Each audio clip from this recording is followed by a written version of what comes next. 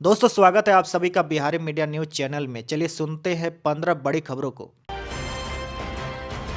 बड़ी खबर में देखिए, हम के राष्ट्रीय कार्यकारिणी में प्रस्ताव पास, बिहार में 200 यूनिट बिजली फ्री, जीविका और ममता आशा रसोइयों को होगी सरकारी नौकरी। जी हाँ देखिए, एनडीए के सहयोगी हिंदुस्तानी आवाम मोर्चा के राष्ट्रीय कार्यकारिणी की बैठक दिल्ली में आयोजित की गई। इस महत्वपूर्ण बैठक में 9 प्रस्ताव पारित हुए। हम के राष्ट्रीय कार्यकारिणी में महत्वपूर्ण प्रस्ताव पास करते हुए 200 यूनिट फ्री बिजली देने की बात कही गई। हम के राष्ट्रीय कार्यकारिणी में 9 प्रस्ताव पारित हुए हैं, जिसमें दीक्षा भूमि नागपुर में बाबा साहब विशाल प्रतिमा लगाने का प्रस्ताव पास किया गया है। इसके अलावा दिल्ली की सड़कों का नाम बदलकर आजादी के शहीदों और बड़े महापुरुषों के नाम करने का प्रस्ताव पास हुआ है। मध्यम वर्ग के लिए सस्ती स्वास्थ्य बीमा पॉलिसी, बिहार में सभी तरह के पेंशन कम से कम 2000 रुपए करने, बिहार में घरेलू उपयोग के लिए 200 यूनिट और 5 एकड़ तक के किसानों को सिंचाई हेतु मुफ्त बिजली देने का प्रस्ताव, जीविका दीदी, ममता दीदी, आशा दीदी, रसोईया सहित ऐसे सभी लोगों को नौकरी को पूर्णतः सरकारीकृत और बेरोजगारी नियोजन भत्ता 5000 करने का प्रस्ताव पास किया गया है। इसके अलावा बिहार में माता सबरी सम्मान योजना लाकर सभी वर्ग के बेटियों को लाभ देने का प्रस्ताव भी लाया गया है।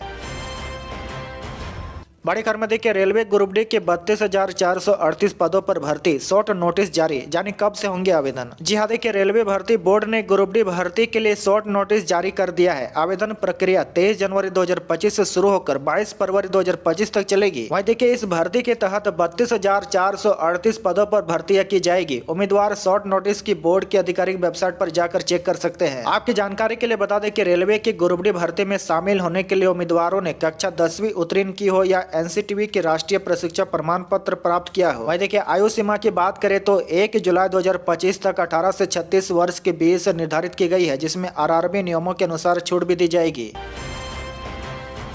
बड़ी खबर में देखिए, प्रगति यात्रा के दौरान मुख्यमंत्री ने की घोषणा, गन्ना किसानों को मिलेगी बड़ी राहत। ज्यादा के पश्चिमी चंपारण के वाल्मीकि नगर में मुख्यमंत्री नीतीश कुमार ने अपनी प्रगति यात्रा का आगाज किया है। वाल्मीकि नगर पहुंचने के बाद मुख्यमंत्री का पार्टी कार्यकर्ताओं और अधिकारियों ने गर्मजोशी के साथ स्वागत किया। वहीं देखिए, भ्रमण के क्रम में सीएम नीतीश को बेतिया के स्टेडियम को भी देखने का मौका मिला। उन्होंने घोषणा किया कि यहाँ पर आधुनिक सुविधाओं के साथ उच्च कोटि के स्टेडियम का निर्माण किया जाएगा। वहीं कई गन्ना किसान ने इस दौरान अपनी समस्या रखी, जिसके बाद सीएम नीतीश ने गन्ना किसानों को बड़ी राहत दी है। कहा कि गन्ने का जो मूल्य उन्हें मिलता है वह कम है। तब सीएम नीतीश ने गन्ना उद्योग विभाग के पदाधिकारियों को निर्देश दिया कि गन्ना के मूल्य में कम से कम 20 रुपये प्रति क्विंटल की बढ़ोतरी की जाए। 10 रुपये प्रति क्विंटल की बढ़ोतरी पहले ही की जा चुकी है। इसके अलावा 10 रुपये प्रति क्विंटल की बढ़ोतरी इसी सीजन से और की जाएगी।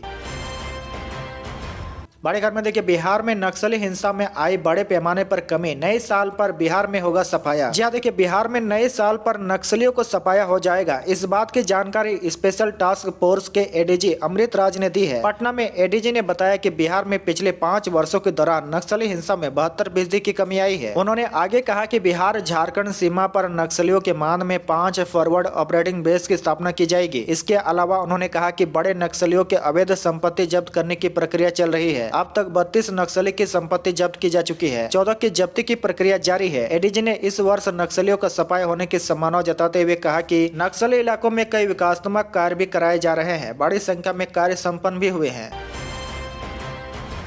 बड़ी खबर में देखिए, एनडीए से अपना बदला लेंगे पशुपति पारस, बिहार में सभी सीटों पर लड़ेंगे चुनाव। राष्ट्रीय लोक जनशक्ति पार्टी रालोजपा के राष्ट्रीय अध्यक्ष पशुपति कुमार पारस ने घोषणा की है कि उनकी पार्टी आगामी बिहार विधानसभा चुनाव में सभी 243 सीटों पर अपने उम्मीदवार उतारेगी। उन्होंने कहा कि हमारी पार्टी व्यवहारिक व महादलित की पार्टी है। हमने पिछले बार केंद्र की मोदी सरकार को समर्थन दिया था, परंतु एनडीए के लोगों ने हमें अपमानित करने का काम किया है। आपकी जानकारी के लिए बता दें कि रालोजपा ने चलो गाँव की ओर अभियान शुरू किया है, जिसका उद्देश्य बिहार के सभी 243 विधानसभा क्षेत्रों में पार्टी को मजबूत करना है। पारस ने कहा कि हम लोगों से मिलकर बिहार के सभी 243 विधानसभा सीटों पर अपनी पार्टी को मजबूती के साथ खड़ा करने का काम कर रहे हैं।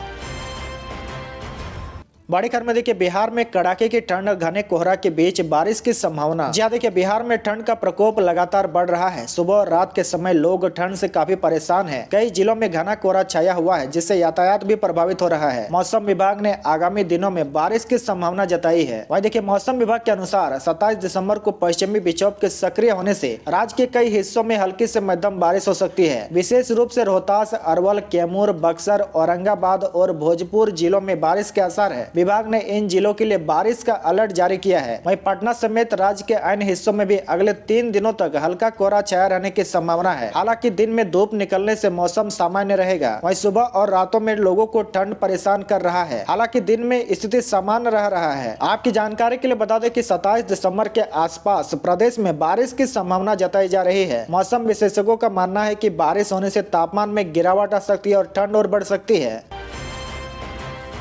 बड़ी खबर में देखिए, बिहार के इस जिले में इंटर पास छात्राओं को नीतीश सरकार देगी 25-25 हजार रुपए। जी हाँ, देखिए बांका जिले में मुख्यमंत्री कन्या उत्थान योजना से इस साल इंटर पास करने वाले 1500 लड़कियों को 25-25 हजार रुपए की प्रोत्साहन राशि मिलेगी। इसके अलावा छात्राओं को ऑनलाइन आवेदन शुरू हो गए हैं। छात्राओं को एक कल्याण पोर्टल पर इसके लिए अपना पंजीयन कराना होगा। इस राशि को छात्राओं के पास डिवीजन से कोई मतलब नहीं है। वह किसी भी श्रेणी से पास हो, उन्हें ऑनलाइन आवेदन कर 25 हजार रुपए अपने बैंक खाता में प्राप्त करना है। आपको बता दें कि हर कॉलेज और इंटर स्कूल 26, 27 और 28 दिसंबर को अपने विद्यालय में 3 दिनों तक लगातार शिविर लगातार इन छात्राओं को ऑनलाइन आवेदन कराएगा। बड़ी खबर में देखिए, बिहार के 31,000 से अधिक सरकारी स्कूलों में होने जा रहा है नया बदलाव। ISS सिद्धार्थ ने लिया बड़ा फैसला। नए शैक्षणिक सत्र से राज्य के 31,297 मध्य विद्यालयों में कंप्यूटर शिक्षा लागू होगी। इसकी व्यवस्था को लेकर शिक्षा विभाग के अपर मुख्य सचिव डॉक्टर S सिद्धार्थ ने प्राथमिक शिक्षा निदेशालय को निर्देश दिया है। आपको बता दें कि पहली बार प्रारंभिक विद्यालय स्तर पर लागू होने जा रही कंप्यूटर शिक्षा को एक विषय के रूप में भी पाठ्यक्रम में रखा जाएगा। साथ ही कंप्यूटर के बेसिक नॉलेज पर आधारित किताबें भी बच्चों को उपलब्ध कराई जाएगी। आपकी जानकारी के लिए बता दें कि मध्य विद्यालयों में बच्चों को कंप्यूटर सिखाने के लिए शिक्षक और एक्सपर्ट भी रखे जाएंगे। शिक्षा विभाग के मुताबिक पहले चरण में 6ठी, 7वीं और 8वीं कक्षा के छात्र छात्राओं को कंप्यूटर शिक्षा दी जाएगी। इसके बाद दूसरे चरण में 3री, 4थी और 5वीं कक्षा के बच्चों को कंप्यूटर के बारे में बेसिक ज्ञान दिया जाएगा। वहीं दूसरे चरण में भी सभी 40,566 प्राथमिक विद्यालयों में कंप्यूटर शिक्षा को लागू किया जाएगा। इस प्रकार राज्य के सभी 71,863 प्राथमिक और मध्य विद्यालय के सभी बच्चे भी Microsoft Word, MS Office, Excel और पावर पॉइंट सहित अन्य विषयों को तकनीकी शिक्षा हासिल कर सकेंगे।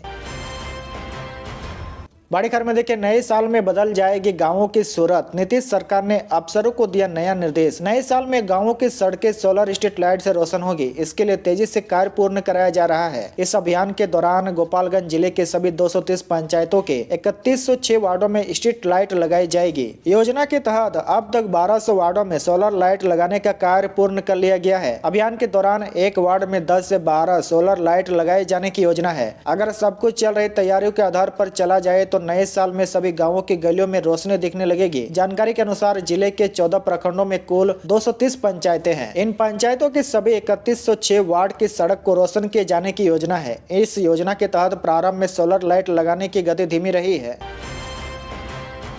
बड़ी खबर में देखिए, बिहार के 5 मुखिया को मिलेगा विशिष्ट सम्मान। सुशासन दिवस पर राज्यपाल करेंगे सम्मानित। केंद्र सरकार 25 दिसंबर को सुशासन दिवस के रूप में मनाएगी। इस अवसर पर बिहार के राज्यपाल राजेंद्र विश्वनाथ आर्लेकर राज्य के 5 पंचायत प्रतिनिधियों को सम्मान देंगे। यह सम्मान पंचायत में किए गए विकास कार्य को लेकर दिया जाएगा। इसको लेकर लिस्ट भी जारी कर दिया गया है। इस लिस्ट में पूर्वी चंपारण जिला के पताही प्रखंड स्थित जिहोली पंचायत भी शामिल है। यहाँ के मुखिया विकास कुमार सिंह उर्फ निक्कू सिंह को भी विशिष्ट मुखिया का सम्मान दिया जाएगा। पटना राजभवन के दरबार हॉल में राज्यपाल विशिष्ट मुखिया के सम्मान से सम्मानित करेंगे। आपकी जानकारी के लिए बता दें कि पूर्व प्रधानमंत्री अटल बिहारी वाजपेयी की जयंती पर 25 दिसंबर को सुशासन दिवस मनाया जाएगा। साल 2014 में इसकी शुरुआत की गई थी। इस समारोह में जहानाबाद के मखदूमपुर प्रखंड स्थित पुंदोहा पंचायत की मुखिया निभा कुमारी, बक्सर जिला के नवागार प्रखंड स्थित आथर पंचायत की मुखिया रेखा देवी, नालंदा जिला के गिरियक प्रखंड स्थित चोरसुआ पंचायत के मुखिया चंदन कुमार, पूर्वी चंपारण के पताही प्रखंड स्थित जिहोली पंचायत के मुखिया विकास कुमार और सीतामढ़ी जिला के सोनवर्षा प्रखंड स्थित सिंह वाहिनी पंचायत के मुखिया अरुण कुमार चौधरी सम्मानित होंगे।